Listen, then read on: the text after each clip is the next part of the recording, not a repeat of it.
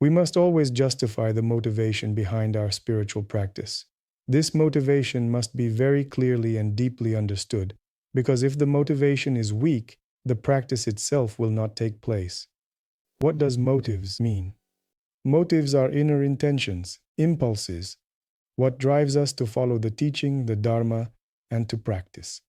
Before beginning any practice, it is always very important to clarify one's motives. In this regard, the siddhas of ancient times had a specific procedure for selecting students. If a student came to a siddha and asked for teachings on the Dharma or spiritual practice, the siddha would not rush to give instructions. For several years, such a student would be tested for the presence of genuine motivation, because the teaching is something profound and very serious. It implies a true spiritual connection. It was assumed that the person had a strong motivation for spiritual practice, and if that motivation was lacking, the siddha's position was clear. There is nothing to discuss yet. This was the traditional approach to passing on the teaching in Vedic India. Usually, we follow a different way of clarifying motivation because we live in different conditions and in a different time.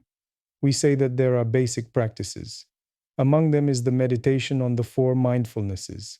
That is, meditation and reflection on the law of karma, the suffering arising from the law of karma, on time, impermanence, old age, illness, and death. Reflection on these four mindfulnesses should awaken true motivation within us. And of course, the study of the teaching. Typically, a student is given 2 years to awaken such motivation. And when motivation is awakened, we develop a strong desire to study the Dharma, follow the Dharma, and practice the Dharma. This desire must be stronger than the aspiration of an athlete to win at the Olympic Games, much stronger. Just as an athlete spends their entire life training, so the yogi is someone who does not live a worldly life, who has no goals other than spiritual training. Just as a candidate for the Olympic Championship strives for victory, and their entire life is dedicated to this goal, so the yogi has one goal, to succeed in spiritual practice. All other goals, accumulation of material goods, worldly pleasures, national or political ambitions, interest them only insofar as, frankly, they interest them very little. And if they do follow these goals, it is as a form of practice or secondary to the main goal. Setting priorities and a hierarchy of goals is very important. And it should not be thought that this happens instantly. Meanings, values, goals, and actions. These four categories define the subtle contours of our psyche. Their readjustment is a long process. It needs to be worked on for at least 12 years. Meanings are the basic attitudes through which we perceive the world. How do I see the world? Do I look at the world through the eyes of television news, through the eyes of a certain social group, or through the eyes of sacred scriptures? When we analyze our views, we discover there is a great many perspectives on the world. What non-practitioners think about the world, whether Muslims, Christians, politicians, or criminal authorities, these are different values and different views of reality. There is no single universal perspective. It is an illusion to think that there is one truth for everyone. In reality, there are as many views of the world as there are people. Every person is a whole universe. When we need to acquire foundational meanings, we ask, through whose eyes should I look at the world? The sage Vasishtha sees the world one way, an ordinary person or businessman, a completely different way. These are two non-overlapping tunnels of reality. The yogi looks at the world differently, guided by Vasishtha's perspective. It is very important to determine through whose vision we will perceive reality. And if we follow yoga, we strive to see the world through the eyes of the saints.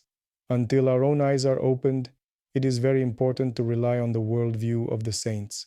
Saints are a whole universe. It is very important to understand how they see the world.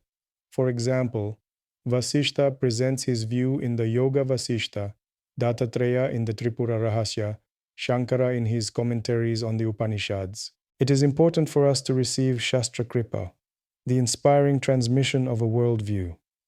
Accepting a spiritual authority means orienting ourselves toward a certain view of reality, which becomes especially important for us. In the first years, we strive to synchronize our consciousness with this worldview. If previously we had the perception of an ordinary person, householder, national identity, or social role, then over 12 years, learning, receiving Shastra-kripa, absorbing the darshana of sacred texts, we gradually restructure our consciousness. Our basic attitudes begin to align with the perspectives of the rishis and saints. This is the tuning of meanings, the transmission of meaning and vision. Vasishta says, "The world is Brahman, and the visible world is an illusion." Our everyday experience does not tell us this. None of your neighbors will say to you, everything is Brahman, because they have a different worldview. Values arise from worldview. They turn into a life credo. Liberation, mukti, becomes the highest value. Spiritual practice, sadhana, is important. And accumulation of material wealth or career advancement from the viewpoint of yoga are not values. During the first 12 years, our worldview should remelt our values.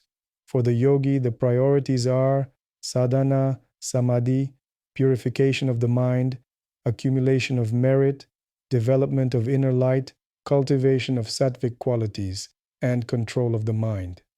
These spiritual aims become truly meaningful to them. A yogi cannot hold values that lie outside of spiritual evolution. Next come the goals. Even if we have the right worldview and values, that alone is not enough. One must be able to set specific goals.